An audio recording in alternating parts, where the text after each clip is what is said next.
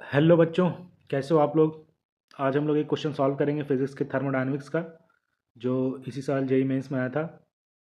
Simple सा ही question है, इसे सॉल्व करते हैं, मज़ा आएगा। इसमें ये दिया हुआ है कि एक पॉली एटॉमिक मॉलिक्यूल है जिसकी वैल्यू सी वी दी हुई है, सी पी दी हुई है, R is the gas constant, goes from phase space point A to point B. ठीक है, ये पॉइंट ए से प्रेशर और वॉल्यूम का ग्राफ दिया हुआ है। तो ये पॉइंट ए से पॉइंट बी में इसका प्रेशर वॉल्यूम चेंज होता है। ठीक है, फिर पॉइंट बी से पॉइंट सी पे जाता है, फिर इस पॉइंट से सी तक जाता है।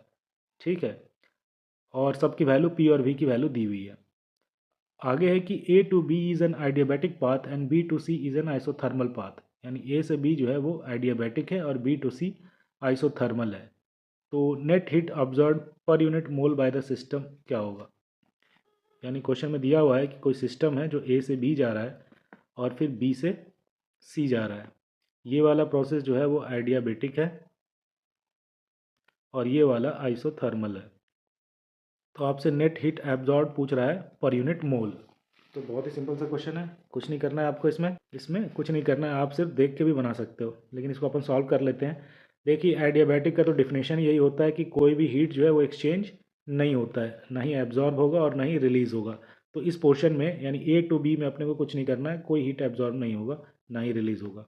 अपने को जो भी देखना है वो बी टू सी में देखना है कि क्या हीट एब्जॉर्ब होगा। तो देखिए, बी टू सी में क्या हो रहा है, वॉल्यूम बढ़ रहा है, गैस एक्सपैंड कर रहा है। तो क्या हो रहा है, work done by the gas हो रहा है, और वर्क डन गैस कर रहा है तो हीट एब्जॉर्ब करेगा। क्योंकि डेल्टा क्यू का फॉर्मूला क्या होता है, फर्स्ट लॉ से, heat given is equals to change in internal energy plus work done.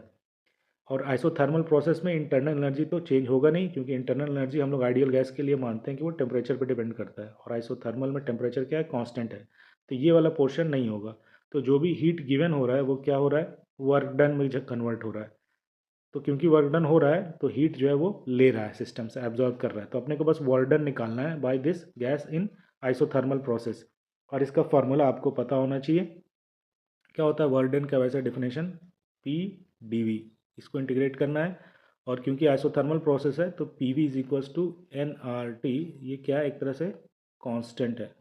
तो इसका यूज़ करके आप इसमें पुट करके निकाल सकते हो, पी के वैल्यू पुट कर दो, N R T by V integrate कर लो, तो वर्क डन आ जाएगा कुछ नहीं, N R T ln of V two by V one.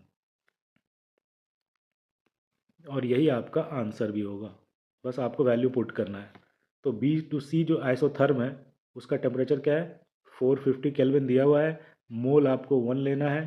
तो ये क्या हो गया, 450 R ln of, final volume क्या हो जा रहा है, देखिए दिया हुआ है 8 × 10⁻⁶।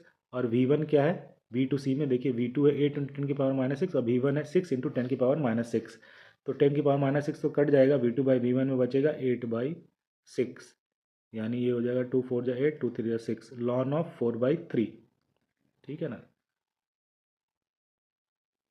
लॉन ऑफ 4/3, यही होगा answer, 450 R ln of 4/3, B वाला, लॉन 4 माइनस लॉन 3।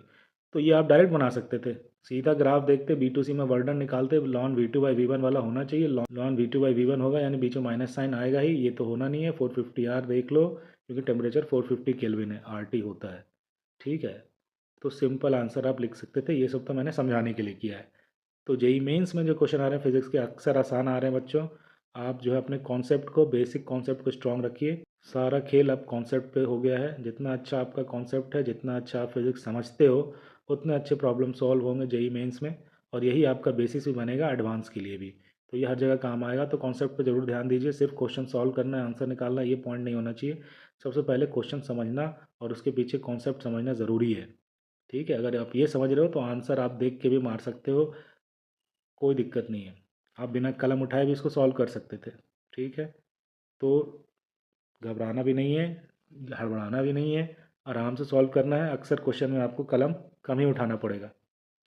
आज के लिए इतना ही बच्चों, थैंक यू।